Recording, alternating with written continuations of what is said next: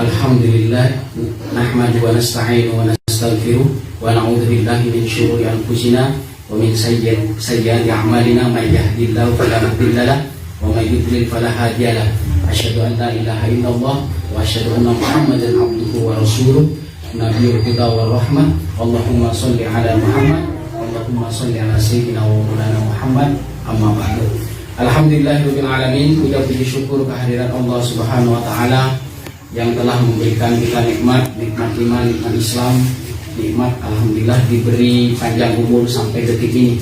Sholawat dan serta salam tak lupa kita haturkan kepada junjungan kita Nabi besar Muhammad SAW yang telah membawa kita dari zaman kegelapan ke zaman yang terang benderang, sehingga sampai saat ini kita membuktikan cinta kita kepada beliau, mengkaji kitab Bulughul Maram. Ini kitab hadis, kitab perkataan beliau, tingkah laku beliau, tindakan beliau, dan apa yang diputuskan beliau terangkum dalam kajian kitab sekarang ini, yaitu Bulughul Maram min Adillatil Ahkam karya Al-Hafidz Ibnu Hajar Al-Asqalani.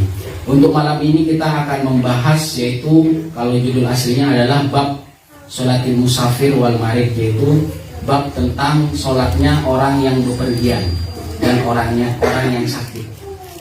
Jadi di sini semuanya yang ada di buku ini adalah hadis semua. Hadis atau perkataan Rasulullah atau tindakan Rasulullah, dan itu disaksikan oleh para sahabat-sahabat beliau. Semoga Allah meridhoi para sahabat yang telah gugur di medan perang, dan juga sampai saat ini kita juga menikmati yang sudah selesai, yang kita tinggal mengamalkannya saja, dan ini bukti cinta kita kepada Rasulullah SAW. Babu sholatil musafir wal marid. An Aisyah radhiyallahu anha qalat awwalu ma furidatis sholat rak'ataini fa ukirrat sholatus safar wa utimmat sholatal hadar. Muttafaqun alaihi walil Bukhari. Tsumma hajaru fa furidat arba'an wa ukirrat sholatus safar alal awwal. Jadi ada sholat hadar, ada sholat safar. Safar itu sholat ketika kita melakukan perjalanan.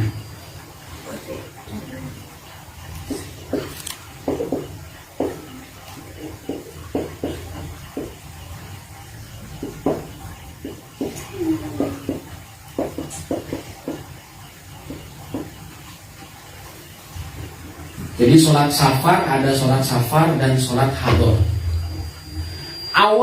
Awal ketika disyariatkan kita melakukan sholat, awalnya itu adalah melakukannya 2 rakaat, yaitu awal sebelum hijrah. Hijrah itu, yang dimaksud hijrah itu apa? Yaitu perginya Rasulullah dari Mekah ke Madinah, itu namanya disebut hijrah. Itu kurang lebih tahun 13 setelah kenabian. Berarti Rasulullah menjadi Nabi, Muhammad diangkat Allah Rasul pada umur 40 tahun, kemudian ke-13 berarti umurnya 53. Jadi 40 ditambah 13. Itu kurang lebihnya pada tahun ke-13 kenabian Rasulullah itu hijrah. Awal dari syariat sholat itu awalnya adalah 2 rakaat. Awalnya sholat jadi zuhur 2 rakaat, asar 2 rakaat. Itu awal dari disyariatkan sholat itu rak'ataini 2 rakaat. Fa ukirrat sholatus safar. Jadi ditentukan akhirnya sholat safar. Wa utimmat sholatal hadar. Jadi disempurnakan dengan sholat hadar. Tsumma hajaro fa furidat arba'an. Jadi awalnya itu 2 rakaat. 2 rakaat, kemudian setelah Rasulullah hijrah maka disyariatkan sholat itu menjadi 4. Zuhur 4, asar 4, isya 4. Wa ukirrat sholatus safar alal awal. Berarti syariat sholat safar itu kan dikosor, jadi dipendekkan. Yang dimaksud kosor itu artinya dipendekkan. Yang 4 menjadi 2. Jadi zuhur sama asar bisa dipendekkan 2. Maghrib sama isya itu yang dipendekkan, yang isya saja. Jadi yang dipendekkan itu yang 4 rakaat, disebut yang rubaiyah, yang 4 rakaat, 4 arba. Itu yang dipendekkan. Kalau maghrib tetap 3 rakaat. Berarti kalau maghrib sama isya yang dipendekkan yang mana? Sholat isya. Fa'ukhira sholatu safar alal awal. Jadi sebenarnya sholat safar itu ketika kita melakukan perjalanan, ketika kita memendekkan sholat, itu sebenarnya awal yang tersisa ketika disyariatkan pertama kali sebelum hijrah. Berarti masih sisa ketika kita menjalankan sholat waktu melakukan perjalanan. Biasanya itu memang banyak pendapat ketika apakah berapa kilo. Biasanya yang saya lakukan itu 86 kilo.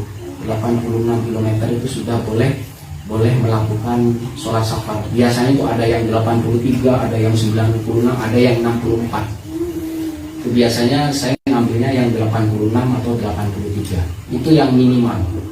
Jadi jaraknya. Jadi setelah Rasulullah hijrah dari Mekah ke Madinah, baru itu disyariatkan menjadi 4 rakaat. Jadi ketika safar itu dipendekkan, itu mengulangi sejarah awal syariat sholat yang pertama kali, yaitu 2 rakaat. Itu yang sisa. Yang sisa dari awal disyariatkan sholat untuk pertama kali, yaitu sebelum Nabi Muhammad SAW hijrah dari Mekah ke Madinah. Wa ukirat sholatu safar alal awal. Jadi ditentukan sholat safar itu dia mengacu kepada awal disyariatkan sholat pada waktu Rasulullah sebelum hijrah ke Madinah. Illal maghrib fa innaha witrun nahar, kecuali sholat maghrib. Kecuali sholat maghrib itu kan sholat maghrib apa? Ganjil. Itu bisa diumpamakan witrun nahar. Jadi witirnya siang hari. Jadi maghrib itu penghujung siang. Wa illa subha, kecuali sholat subuh tetap 2 rakaat. Fa innaha tutawwalu fihal qiraah. Karena sholat subuh itu biasanya sunnahnya dipanjangkan bacaan surat suratnya, pembacaan suratnya itu dipanjangkan. Karena hanya 2 rakaat saja. Dan juga ketika berjamaah untuk menghindari jamaah sholat subuh masbuk, itu biasanya dipanjangkan. Selanjutnya, wa an Aisyah radhiyallahu anha anna Nabi sallallahu alaihi wasallam kana yaksuru fis safari wa yutimmu wa yasumu wa yuftir. Rawahu Daraqutni. Jadi sesungguhnya Nabi sallallahu alaihi wasallam pernah mengkosor sholat, pernah memendekkan sholat dalam perjalanan. Wa yutimmu, dan kadang pula tidak dikosor. Jadi kosor itu sebenarnya rukhsah.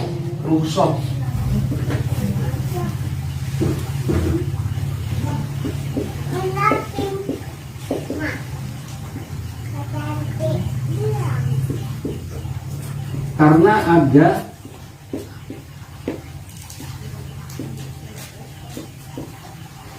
Jadi kenapa ada kemudahan, ada kelonggaran? Karena ada kesulitan.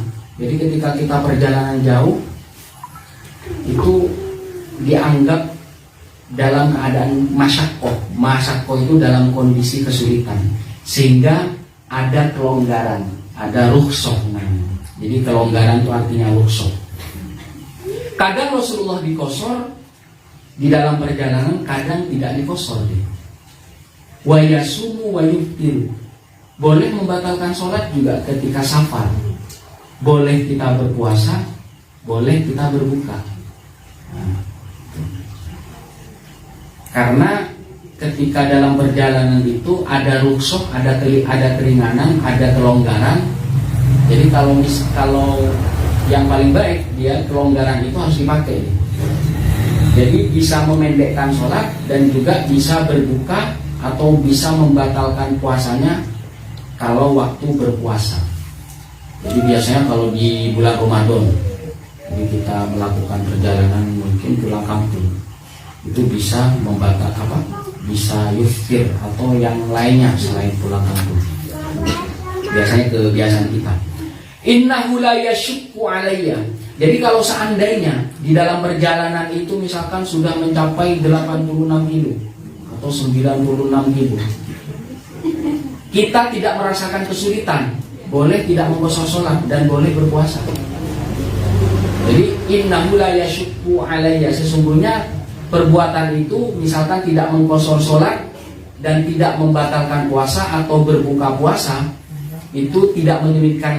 Ketika itu tidak menyulitkan kita semua, itu boleh dilakukan dengan sempurna.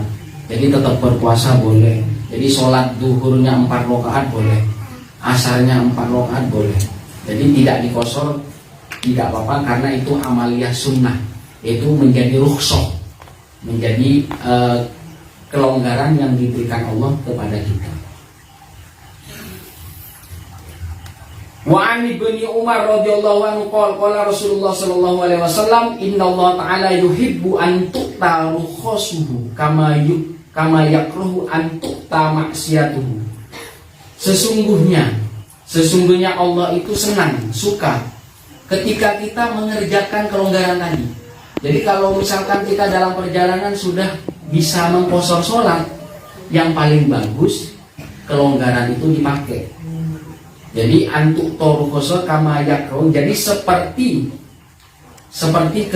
kedurhakaan atau kemaksiatan yang dibenci ketika kita melakukan itu.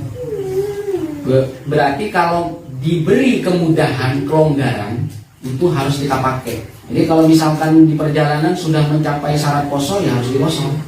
Yang paling baik itu harus diambil. Jadi kelonggaran itu harus diambil, dan Allah menyukai itu. Jadi kalau misalkan perjalanan jauh itu membatalkan puasa misalkan, itu harus dipakai juga, tinggal mengkodok di hari lainnya. Kama yuhibbu an tu'ta azaimuhu. Jadi seperti Allah menyukai ketika perintah-perintahnya dilakukan. Berarti ada 3 poin. Jadi ketika diberi kelonggaran harus dipakai, sebagaimana Allah membenci ketika seseorang itu durhaka.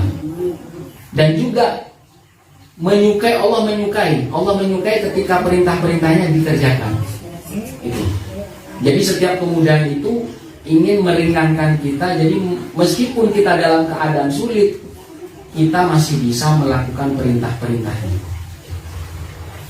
Selanjutnya, wa anhu radhiyallahu anhu qala kharajna ma'a Rasulillah sallallahu alaihi wasallam minal Madinati ila Makkah. Fakana yusolli rok'atain hatta roja'na ilal madinati.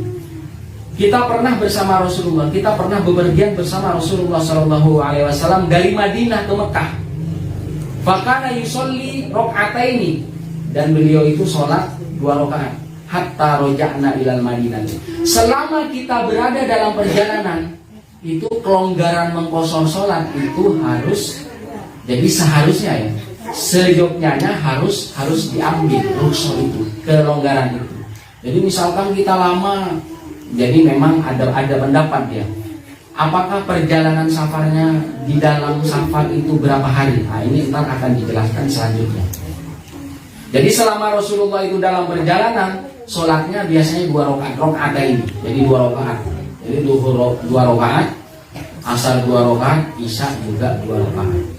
Itu selama Rasulullah melakukan perjalanan dari Mekah, dari Madinah ke Mekah, itu hampir 500 kilo, dari Madinah ke Mekah.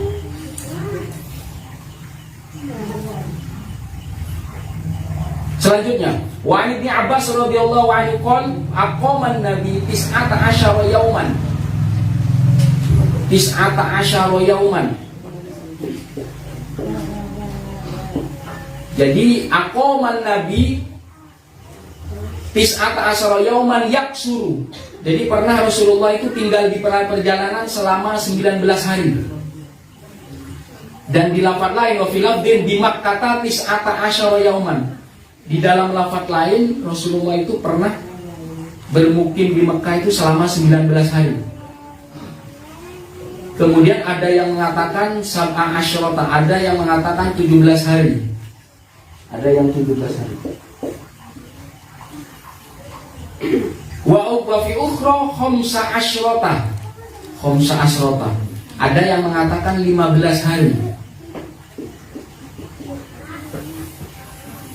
Berarti selama itu Rasulullah itu mengqashar sholatnya, memendekkan sholatnya. Di sini dalam keterangan al